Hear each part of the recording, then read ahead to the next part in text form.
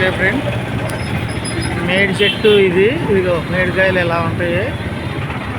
మేడి చెట్టు ఇది ఇట్ట ఎర్రగా చూడు, పండు బాగా ఎరిపెక్కుంది.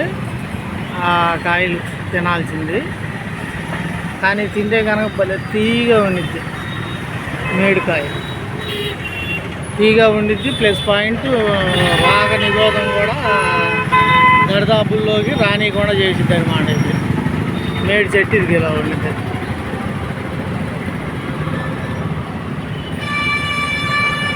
ఈ చెట్టుకు నాకు కనపడటం చాలా అదృష్టం అనుకుంటున్నాను నేను.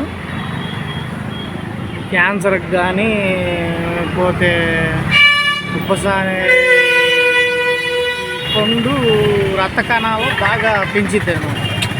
ప్రకృతి పండు ఇది, రక్త కణాలు బాగా పెంచిద్ది ఇది. అది అట్ట ఎర్రగా ఉండాలి కాయ.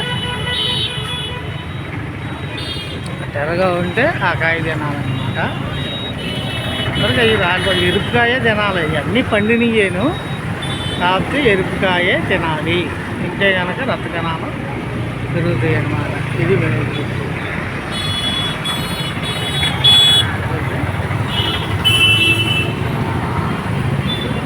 కణాలు పెరగాలి అంటే కనుక క్యాన్సర్కి కూడా క్యాన్సర్ కూడా దగ్గరికి దట్టాపులో రానేది.